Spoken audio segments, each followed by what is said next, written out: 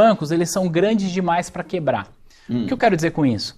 Cara, se um banco quebra, meu amigo, você não tem noção, porque você destrói a sua economia. Porque, assim, ferra o país. Ferra o país. Porque vamos pensar aqui num grande banco, tá? Vamos pensar aqui no Banco do Brasil, que é o maior banco estatal que a gente tem, um dos maiores do Brasil. Então, ele é administrado pelo governo, pra gente não falar que a gente tem preferência aqui entre o vermelhinho e o azulzinho. Se esse... Outra dúvida, e se você puder explicar, qual que é a diferença, abrindo um parênteses aqui no tema que a gente estava, tá? Entre banco e cooperativa. Muito legal. Porque tá em alto esse negócio de Sicob, Sicredi, não sei o que lá das quantas. O que muda? Cara, eu vou falar o seguinte, que se todo brasileiro entendesse como funciona o sistema de cooperativo... Todo mundo ia pra eles. A gente não tinha banco no Brasil. É? Sério. E eu tô falando isso assim, até com um certo dor no coração, porque eu também invisto e uma das coisas que eu faço é investir em banco. Enfim, comprar ações de banco. Mas a cooperativa, ela tem uma diferença que, assim, ela não tem um dono ou não tem capital aberto para que investidores possam ser donos dela. Tá. Uma cooperativa de crédito, os donos são os próprios clientes, que nesse caso não são chamados de clientes, são chamados de associados. Tá. Então, você tem acesso aos produtos e serviços de um banco, porque existe, dentro dessa estrutura de sistema financeiro, existe uma coisa chamada Banco Cooperativo de Crédito. Então, vou pegar aqui como exemplo o Sicredi, mas expanda isso para o Sicob, para o Cressol. Então, tem o Banco Cooperativo Sicredi. Eu, Thiago, eu posso ter conta neste banco? Não posso. Para eu usar os serviços desse banco, eu preciso ter conta em uma cooperativa desse sistema. Então, é essa cooperativa que vai fornecer para mim os serviços de banco normal. Conta corrente, poupança, pagamento de boleto, investimento, empréstimo, tudo. Normalmente, com taxas... mais atraentes do que um banco tradicional, normalmente, não é regra, mas sim. Mas o grande principal ponto é que uma cooperativa ela é uma entidade sem fins lucrativos. O que eu quero dizer com isso? Existe uma operação, ela precisa ser lucrativa para se pagar, claro, para pagar os seus funcionários, as despesas, etc e tal, mas em linhas gerais ela paga todas as despesas que ela tem, funcionário, investimento, etc e tal, imposto, aí vai sobrar o dinheiro que seria, portanto, aquele lucro líquido. Aí dentro daquele lucro que aquela empresa teve, ela vai, obviamente, reter parte no caixa, com a gestão de qualquer empresa, mas a outra parte é dividido por todos os clientes dela. Porque não tem dono? Porque não tem dono. Então, você que é um cliente, que é chamado de associado, você recebe parte dos lucros todos os anos. E aí, quanto que eu recebo Thiago, você vai me perguntar. Você recebe proporcional ao tanto que você utiliza e o quanto que você tem de serviço lá. Então, eu movimento muito a conta, eu tenho um investimento, eu tenho um crédito, tenho um cartão de crédito. Você vai receber mais do que eu que só tenho a conta corrente e uso para pagar boleto. Entende? Entendi. Então, você vai receber... Mas tem algum risco? O risco porque o pessoal deve ficar meio... Nunca ouviu falar desse negócio aí? Porque o pessoal Bradesco, Itaú, Banco do Brasil, né? A gente precisa olhar o seguinte, as cooperativas elas são independentes entre si, então você tem que participar da assembleia da sua cooperativa para entender os números dela. Mas, cara, esses nomes que eu citei, Sicob, Sicredi, Cressol e tem outros também, mas o que mais me vem à mente agora são esses, são bem consolidados. Aí tem duas coisas. Primeira situação que você precisa olhar como é que está o banco cooperativo, porque a estruturação dele está aqui, a saúde financeira da sua cooperativa, só que todas as cooperativas elas contam com um mecanismo de proteção chamado FGCOP. Não é o FGC? Não é o FGC. E FGC nem tem para cooperativa. Não, então. Mas aí você vai perguntar, Thiago, qual que é a diferença? Na prática, nenhuma. Qual que é a cobertura que o FGCOP dá? 250 mil por CPF, por instituição. É a mesma cobertura. Por que é diferente? Porque é um fundo diferente que é composto só por cooperativas de crédito. Então, em termos de risco, em linhas gerais... Se você tem menos do que 250 mil reais, tá de boa. Você tá ali no mesmo jogo que você tá em qualquer outra instituição. Da hora, hein? Interessante. E, mano, sobre bancos digitais. Tem muita gente que ainda tem um receio, né? Com isso, porque é o novo, né? É o novo. Já tá vindo, mas principalmente o pessoal mais velho, que gosta de ir na agência lá, né? Tem como a gente descobrir quais bancos digitais são confiáveis e quais não são? E aí uma outra pergunta. A gente tem ouvido muito falar aí sobre bancos digitais que são top, são muito bons e que tiveram prejuízo. Sim. Que raio que é isso? O primeiro que o fato de uma instituição dar prejuízo não significa necessariamente que ela tá ruim, que ela tá mal das pernas. Você pode de repente está numa fase de crescimento e que você precisa investir muito em tecnologia, em mão de obra, e aí para isso você precisa queimar muito caixa para soltar. Então, primeiro você precisa entender por que essa empresa está dando prejuízo e se é um prejuízo, entre aspas, controlado. Porque, cara, eu vou queimar muito caixa agora para eu desenvolver um aplicativo muito revolucionário. É meio que eles estão abrindo mão do lucro para investir cada vez mais. Exato. Para que lá na frente eu possa colher isso.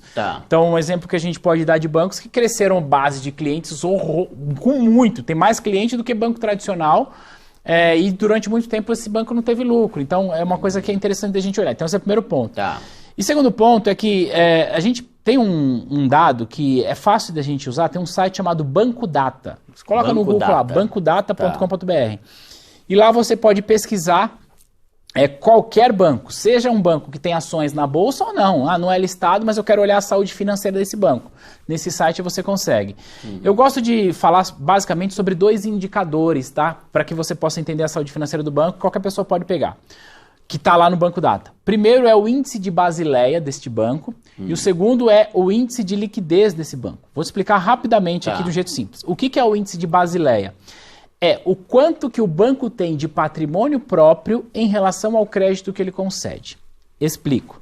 Eu vou te emprestar R$1.000, porque você é meu cliente, certo? O que o banco faz? O banco, para te emprestar R$1.000, ele precisa que o pobrezito tenha depositado R$1.000 aqui no banco. Porque ele vai pegar o dinheiro do pobrezito e emprestar para você. Esse é o papel do banco, certo? O que esse índice de Basileia diz para a gente é o seguinte: dessa grana que eu estou emprestando para você, quanto que é dinheiro meu e quanto que é do pobrezito? Então, se eu tenho, exemplo, o índice de Basileia de 20, que no Brasil é menor a média, mas se eu tenho de 20, quer dizer que eu emprestei 1.000 para você, desses 1.000, 200 é meu. Nossa, pouco até, né? E 800 é dele. Já é uma média ok. Não. Se tiver 20% do que... No Brasil a gente não tem. O Brasil é um dos países que tem um dos maiores índices de Basileia do mundo. Ou seja, o sistema financeiro do Brasil é um dos mais seguros do mundo com esse dado. E a nossa média está entre 16% e 17%. Ô, Duda, devolve meus 2.000, Duda. Caramba. Nossa, então, legal. Se o banco tiver um Basileia acima de 14, ele está razoavelmente bem. Na verdade, eu falei o índice de liquidez, mas um outro índice é o índice de imobilização. O que é índice de imobilização? Não adianta nada, Duda, você falar para mim que você é um cara rico, que você tem muito patrimônio, mas você não tem R$100 na sua conta corrente para pagar a conta de luz. Não, eu sou multimilionário, tenho aqui 10 milhões de reais em imóveis, ok. Mas na hora do vamos ver mesmo ali rápido... me dá R$100, não tenho, certo? Então, na empresa. O índice de imobilização é esse, então... Índice de imobilização. Quanto menor for esse índice de imobilização, quer dizer que esse banco tem mais, digamos, liquidez, mais facilidade com essa movimentação. Quanto menor? Então porque é imobilização. Se você é uma pessoa que você é milionário, tem 10 milhões de reais, você está todo imobilizado, você está 100% imobilizado. Então, se eu quero saber a saúde financeira do banco comparando, eu preciso ter o maior Basileia, que vai estar ali perto dos 14, 15, 16, de preferência o menor imobilização. E lá no Banco Data tem de todos os bancos. Da hora, boa. Galera, eu prometo, eu já vou entrar no assunto, mas que vai falando e eu vou anotando aqui outras perguntas. Você falou que aqui no Brasil os bancos têm um índice de Basileia bom e tal. Qual é a chance real de um banco famoso quebrar no Brasil? Porque, cara, lá nos Estados Unidos tá mó muvuca da grama lá, né? Todos os bancos quebrando, mas... Tipo assim, eu nunca... Nem passa pela minha cabeça Bradesco, Itaú, Sofisa, Banco do Brasil, Nubank, Inter quebrar. Existe essa possibilidade realmente? Ou tipo assim, Duda... Existe, mas é muito difícil. Existe, mas é muito difícil. É mesmo? É difícil pra caramba? Por quê? O que acontece, cara? Tem até um termo que a gente fala que, assim, os bancos, eles são grandes demais para quebrar. O que eu quero dizer com isso? Cara, se um banco quebra, meu amigo, você não tem noção, porque você destrói a sua economia. Porque, assim, ferra o país. Ferra o país. Porque vamos pensar aqui num grande banco, tá? Vamos pensar aqui no Banco do Brasil, que é o maior banco estatal que a gente tem, um dos maiores do Brasil. Então, ele é administrado pelo governo, pra gente não falar que a gente tem preferência aqui entre o vermelhinho e o azulzinho. Se esse banco quebra, não é o dinheiro do banco que está indo pro saco. É o nosso dinheiro que está lá, o dinheiro que você pôs na sua conta poupança. Aí só que tem um lance, né? Imagina, você tem uma empresa, você está movimentando todo o teu capital de giro nessa empresa.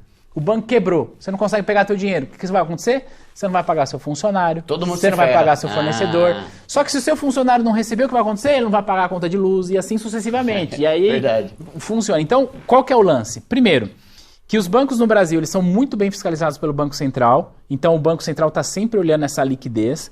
Segundo, os maiores bancos, com essas potências gigantes, eles são meio que protagonistas desse sistema econômico que, se em alguma situação tem algum banco com dificuldade, o que acontece?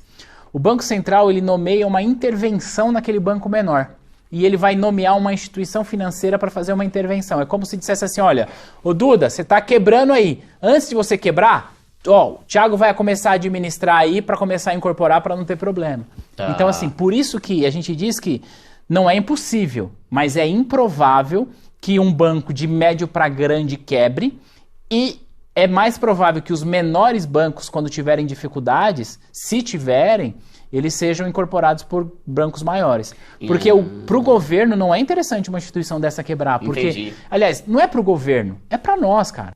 Vamos pensar numa parada que assim, quando tem esse Eu tipo nunca de... tinha pensado nisso, você falou esse quando negócio tem- aí, é verdade, né? Quando tem esse tipo de problema... Se o banco quebra, as empresas que têm conta lá deixam de pagar funcionário, os funcionários param de receber, para de pagar a conta e para de comprar coisa, então ferra o comércio, Exato. ferra tudo, né? É Da hora. Então, da não- hora sim, né? Da hora entender isso, né? Gente, aprendi algo novo, hein?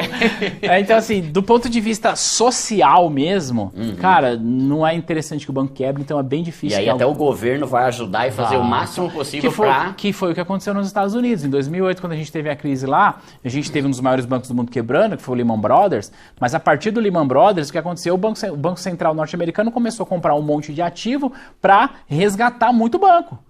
Porque assim, porra, mas o governo tá ajudando? Tá, mas a estrutura econômica que a gente vive é assim. Tá. A gente pode ter várias críticas ao sistema bancário como ele funciona e eu até acho que algumas são justificadas. Mas a estrutura que a gente vive é o seguinte, bancos, ruim com eles, muito pior sem eles. Entendeu? Então a gente precisa... necessário, né? A gente precisa entender que às vezes até o governo precisa entrar nisso. Mas aí pensa comigo, ó, se a pessoa tem, porque a galera gosta e eu acho isso ok, principalmente para nós que estamos começando, investir em lugares que tem FGC. Sim. Beleza. Só que aí imagina que chega uma pessoa, que já tem, no meu canal tem gente de tudo quanto é poder aquisitivo, né? Já me perguntou sobre isso. Duda, tem um CDB aqui que tá rendendo bem, só que você deixaria lá 500 mil? Aí a treta é, se o banco quebrar, o FGC me devolve 250 mil e eu me ferro com 250 mil. Só que então é muitíssimo difícil um banco... acordei, o que aconteceu? Quebrou o banco. Tipo, seria um negócio progressivo a ponto de dar tempo de eu tirar meu dinheiro lá? Não. Quando acontece, arriscado mesmo, quando então. acontece é do dia para noite. É? Por quê? Tem um lance que é o seguinte, a instituição financeira que está passando por uma dificuldade parecida... Nós tivemos aqui no Brasil, no começo de 2023, uma financeira que quebrou, não me lembro agora o nome, mas que quebrou. Mas por que não é uma parada progressiva? Porque qualquer sinalização que um banco está ruim das pernas provoca o que a gente chama de corrida bancária. O que é? Você fala, putz, mano, aquele banco tá ruim, vou sacar minha grana. E Só que aí todo mundo você vai fala isso aqui, desesperado. aí vai todo mundo. Aí, o que acontece é que o fato de você achar que o banco tá ruim, gerar em você a necessidade de sacar o seu dinheiro, provoca uma profecia autorrealizável. Você achou que o banco tá ruim, você pediu saque, e porque você e todo mundo pediu saque, o banco não tem dinheiro. Pra todo mundo, Aí de uma quebrou, hora só? porque aí é o lance do tal do Basileia que eu falei. Tá. Sei lá, você tem lá R$1.000, o dinheiro não tá lá, certo? Tá. O pobrezito, quando colocou R$1.000, aparece no extrato dele R$1.000. Só que o dinheiro não tá lá, não existe esse dinheiro. O dinheiro tá na sua conta, na minha, de outras pessoas. O banco trabalha com o conceito de multiplicador bancário. Então, o que acontece? Se é gradativo, as pessoas querem sacar os recursos e como não existe o dinheiro, o banco tem que acionar o Banco Central para pedir uma linha de crédito chamada de redesconto, mas a depender disso, pode ser que seja tarde demais o banco quebre. Tá. Então, não é gradativo. Agora, é confiável você deixar mais do que 250 mil em uma instituição?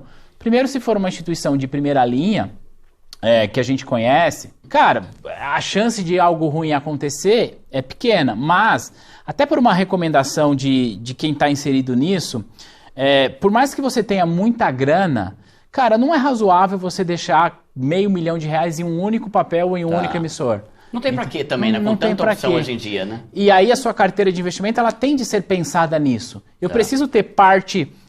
tudo bem, eu posso ser conservador. Não, eu não quero correr risco, não quero ir pro mercado de ações. Eu posso ser conservador. Mas eu preciso montar uma carteira de investimentos que me proteja do risco e que deixe eu confortável para momentos diferentes da minha vida. Pô, eu tô com 500 pau aqui, eu quero investir. Cara, você vai precisar de 500 mil reais daqui a 6 meses? A menos que você já tenha um plano de, sei lá, comprar uma casa, que é o... Você não vai precisar de 500 pau em 6 meses. Então, você tem que fazer um planejamento para ter um investimento dentro dessa carteira de 500 mil. Parte vai estar aqui no meu curto prazo, na minha reserva de emergência.